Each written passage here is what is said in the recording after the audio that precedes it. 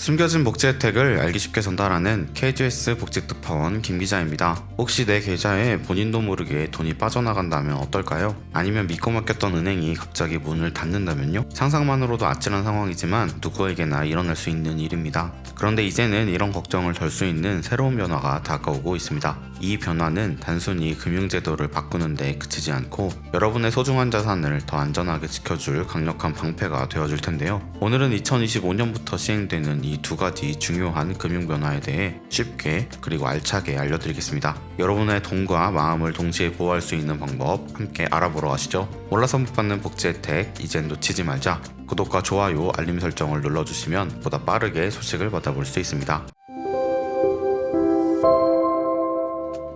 오늘 소개할 첫 번째 변화는 전자금융거래 사고에 대한 피해 보상 범위가 대폭 확대된다는 점입니다. 지금까지는 제1금융권인 은행에서만 보이스피싱이나 통신사기로 인한 피해 보상을 받을 수 있었습니다. 하지만 2025년 1월부터는 새마을금고, 농협, 수협 같은 제2금융권에서도 피해 보상이 가능해집니다. 이를 통해 은행뿐 아니라 다양한 금융기관에서 더 폭넓게 보호받을 수 있게 되는 것이죠. 새로운 제도는 특히 비대면 금융사고에 중점을 둡니다. 보이스피싱으로 개인정보가 유출되거나 제3자가 계좌에서 돈을 이체해가는 사고가 발생할 경우 일정 부분 피해 배상이 이루어지게 됩니다. 다만 이번 제도는 2025년 1월 1일 이후에 발생한 사고에만 적용되며 그 이전 사고에는 소급되지 않는다는 점을 기억해야 합니다. 피해 배상 금액은 피해자가 입은 전체 금액에서 통신사기 피해 환급법에 따라 환급받을 금액을 제외한 나머지 금액을 기준으로 합니다. 여기에 소비자의 과실 정도도 종합적으로 반영되어 최종 배상 금액이 결정됩니다. 따라서 피해를 예방하기 위해 개인정보를 철저히 관리하는 것이 중요합니다.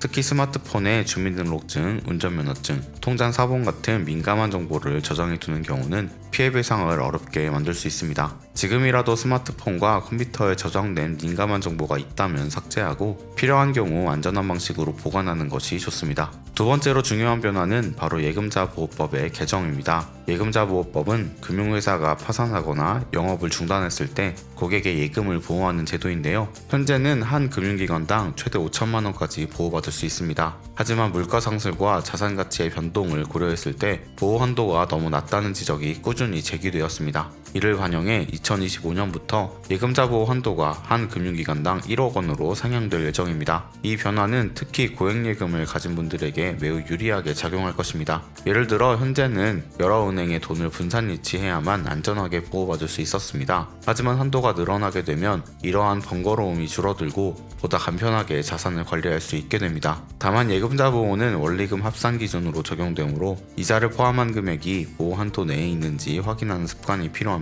이 두 가지 변화는 우리의 금융생활을 더욱 안전하고 효율적으로 만들어줄 중요한 제도 개선입니다. 특히 사기 피해 방지와 고액자산 보호라는 두 가지 측면에서 모두 든든한 보호막 역할을 할 것으로 기대됩니다. 이제는 금융사고에 대한 걱정을 줄이고 더 안정적인 금융 환경에서 자산을 관리할 수 있는 시대가 열리게 될 것입니다. 오늘 소개해드린 변화는 단순한 금융제도의 개선이 아니라 우리의 일상과 밀접하게 연결된 든든한 지원책입니다. 보이스피싱과 같은 사기 피해를 더 폭넓게 보호받을 수 있게 되었고 예금자 보호 한도가 2배로 늘어나 더 큰 안심을 제공합니다. 이제는 우리의 소중한 자산을 지키는 방법이 더 강력하고 더 명확해졌습니다. 앞으로도 이러한 제도를 현명하게 활용해 안심할 수 있는 금융생활을 이어가시길 바랍니다. 지금까지 여러분의 자산을 더 든든하게 지켜줄 방법을 함께 알아보았는데요. 이 정보가 도움이 되셨다면 주변에도 꼭 나눠주세요. 여러분의 자산이 언제나 안전하길 바라며 다음에 더 유익한 내용으로 찾아뵙겠습니다. 놓치는 혜택이 없도록 숨겨진 정보를 찾아 나서는 복지특파원 저 김기자가 앞으로도 도움되는 소식 전달해드리도록 하겠습니다. 채널 구독과 좋아요, 알림 설정 부탁드리며